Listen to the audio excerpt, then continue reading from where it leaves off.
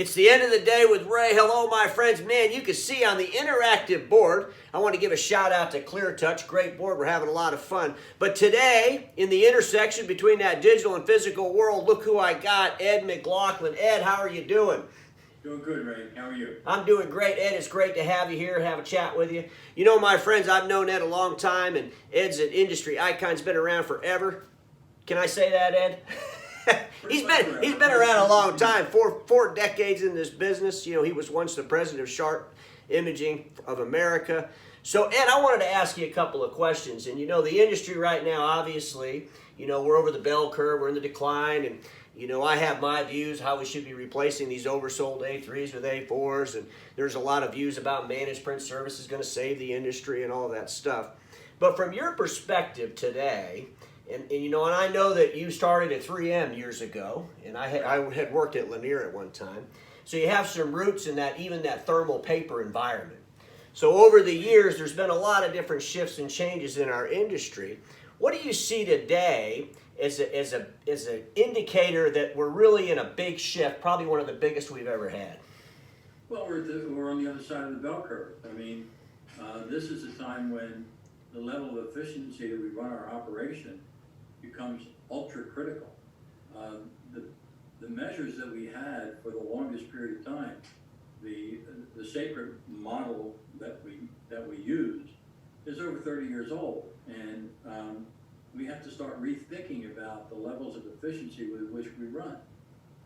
This industry, you could get away with a lot of mistakes. If you were growing at 10% in the 70s, you might have felt good about growing at 10%, but the industry was growing at 20. Yeah. So you suck. Well, when you're growing and you're making money, it hides a lot of mistakes. And today, when you're in decline and you're losing money, mistakes being hidden in the GP. Yeah. There's still good profits in this industry, and there will be for a long time. I know there's a lot of critics out there that say that the industry has become irrelevant. Uh-huh. And when you talk about print in the process of decision making and the process of running a business, where print at one point in time was a main part or main element in process, it no longer is. Yeah. The content was always what was the point of the process, not the paper. Exactly. So that content's still alive, it's still well, it's just being using a different medium than it used to use before. Yeah. Because a more reliable, quicker, more easily distributed medium in the digital format makes that knowledge easier to disseminate and makes the process smoother. Well, I think you're the one that said before that we're really in the structured content business. We were bringing structure to content. We're bringing unstructured data. Yep. It always has been about the unstructured data. We just happen to be the media was paper. Yep. And it no longer is. And it never will be again. No. That doesn't mean that it's totally irrelevant. I mean, in the process it is.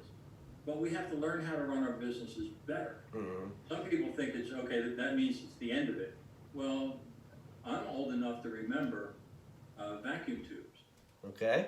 Vacuum tubes many would say, are irrelevant. But vacuum tubes are still a good business, and there are people making a whole boatload of money in the vacuum tube business. But nobody uses it in a TV anymore. No one uses it in my day, when I worked for Univac, the word Univac came from vacuum tubes were in the mainstay of making that computer work.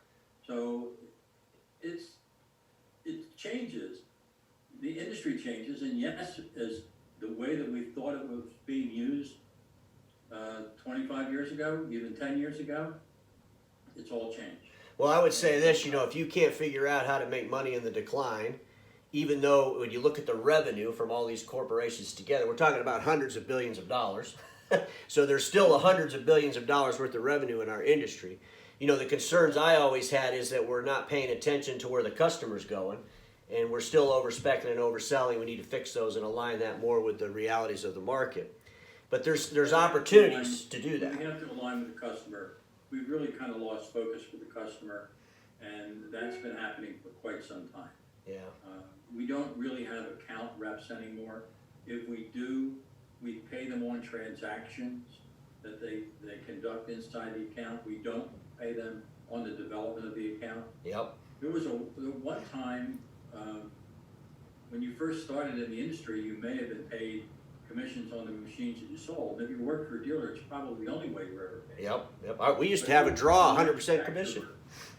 But if you work for a manufacturer, things were different.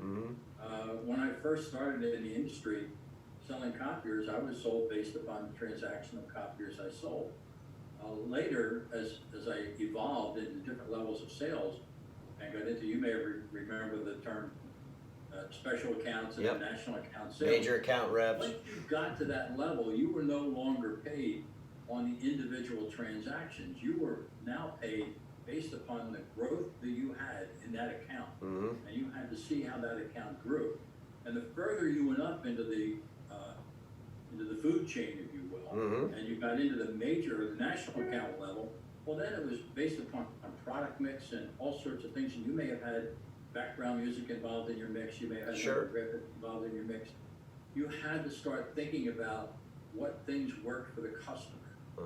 And individual markets, individual products could fade in and out of relevance. But you had to think about the customer. Well, I think that's kind of where we're at today. The imaging channel they did a bad job really diversifying or adding products.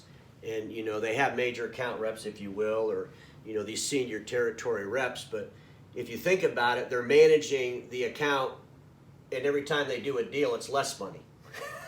But they're still paid that same type of way. That's not a new thing. It used to frustrate the daylights out of me. The more you sold, the more your base declined. But it's worse than that now.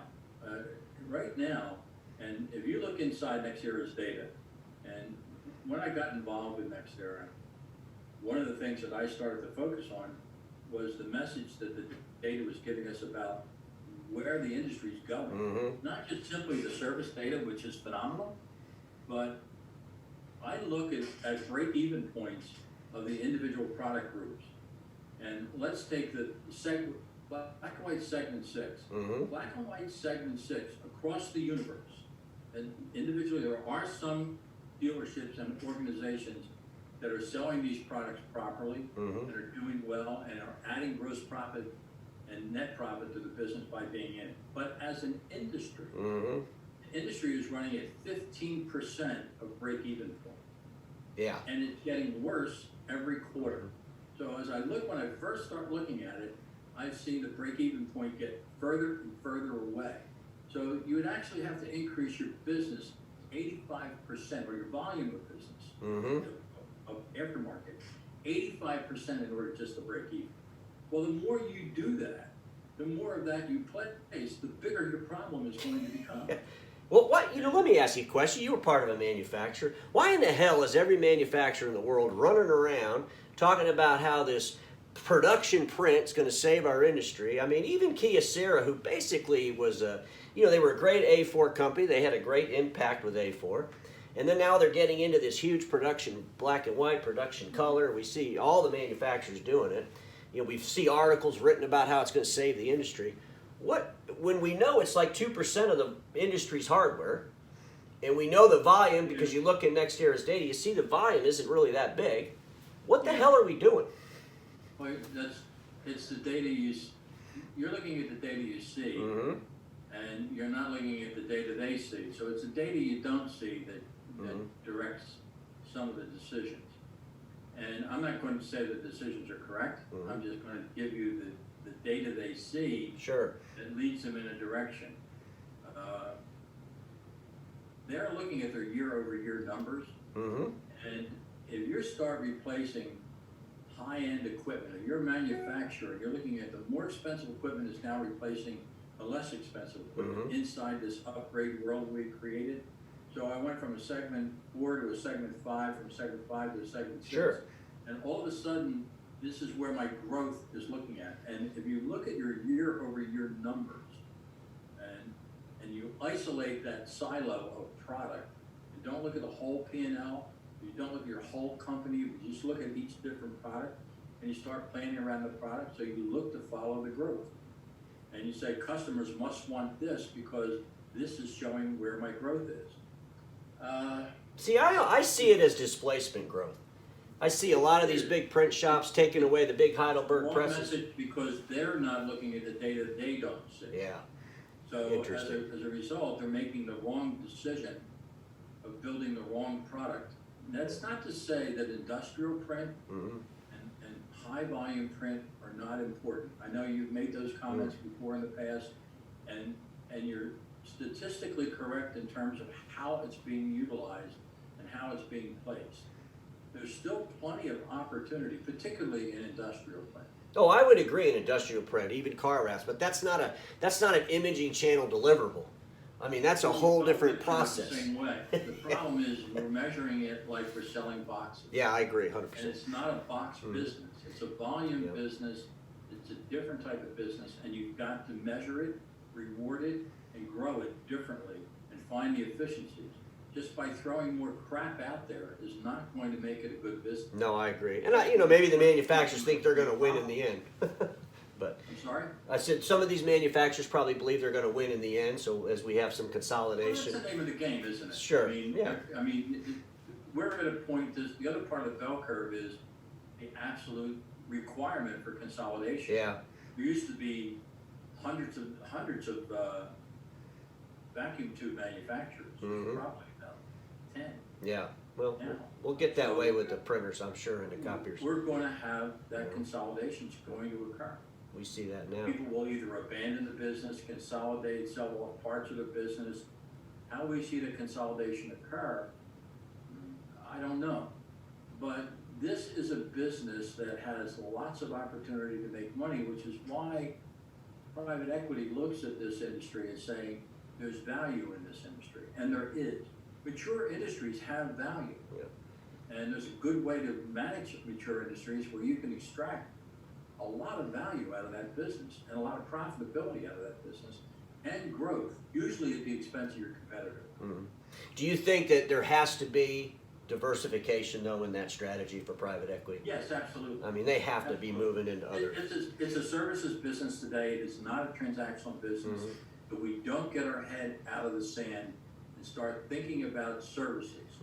I'm not saying you don't supplement your low-end business. The low-lying fruit can be made very transactional and you can make some profit. But you've got to make an investment to do that too. And you've got to decide where your best returns are based upon the amount of money you want to spend. So even though these are all opportunities and everybody has a valid point, you've got to make a decision what's the core values, the core principles, the core disciplines that you have. Then you have to make the right investment to build that business. And that business may be a services-based business, it may be a transactional business. Maybe it's a combination of both. Sure. Upon Well, Ed, I got to tell you, when you look at the imaging channel, my history with it, we still treat every single customer exactly the same, regardless of revenue, which is you can't scale that anymore. I mean, we have production print machines and we have desktop printers that have the same lease, same service agreement, same dispatch system, same communication with the dealership, and sadly, in some cases, the same technician. And that in 2020, we got to fix that. And we got to look at this low-hanging fruit customer and how can we better service our business profitability by delivering services and goods to those customers. If your customer's already doing this and you can provide that service without a huge investment, absolutely. Absolutely, I take agree. advantage of it. Yep. But you've got, again, it comes back to knowing yourself, analyzing yourself properly, and taking the time to plan how you can make the best out of the talent that you've got that you're using today. Well, let me ask you a question as we wrap this up. I know you joined the Next Era BEI Services, Wes McCarter and Greg Mosley's team as an advisor there. When you're looking at this data, what's the one thing the data tells you that you would say, holy crap, we got to pay attention to this and do it today? Like, we don't have a year, but we got to do it today. What's the one piece of data? The biggest thing I see as being a problem is the intentional underutilization of product. And what it reveals is a sales practice that is going to be destructive to the industry if it doesn't change quickly. Well, Ed said that very diplomatically. The way I say it is overspec and overselling, product-centric thinking. He was being a little bit more diplomatic. But I agree with you. I agree with you on that. That is something that, hopefully the industry will pay attention to.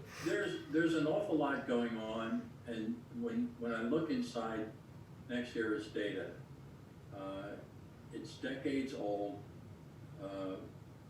series of information, more data points than anybody else in the industry. Mm-hmm. There's more relevance in that data than any other reference point that the industry has to look at. Mm-hmm.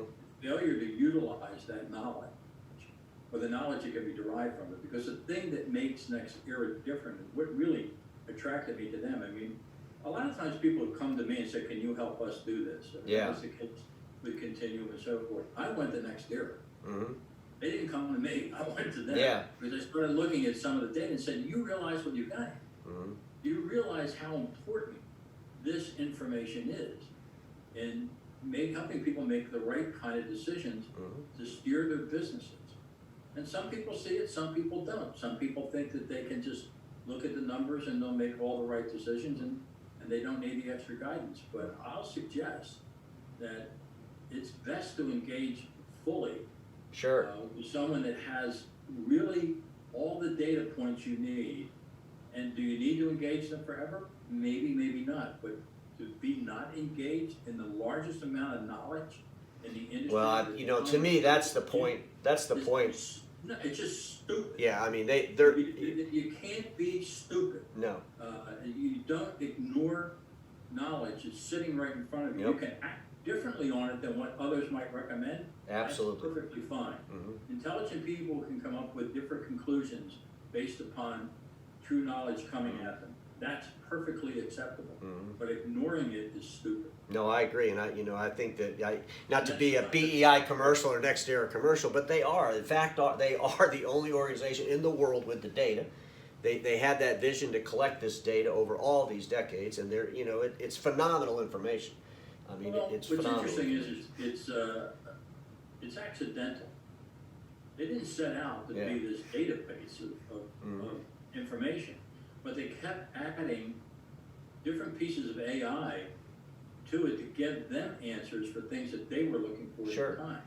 And what they ended up building was this whole wealth of knowledge that Wes openly admits. He said, he said to me many times, I've got a completely different look at the data than what he did. Mm-hmm.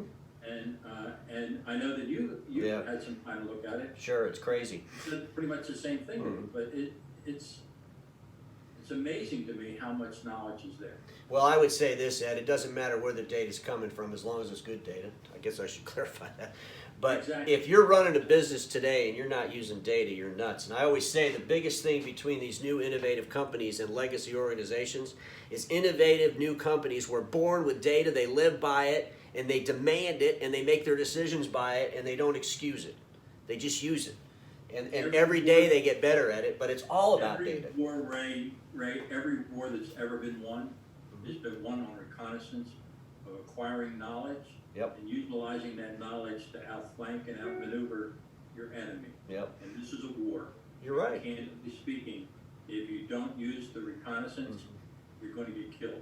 Well, you heard it from Ed. It's a war against complacency. It's a war against status quo. Ed, I appreciate having you on the end of the day with Ray. And my friends, remember this. Status quo is the killer of all that'll be invented. Don't get stuck in status quo and have a fantastic day, my friends. I'll see you tomorrow. Have a great day. Bye-bye, Ed. Thanks a lot for having me.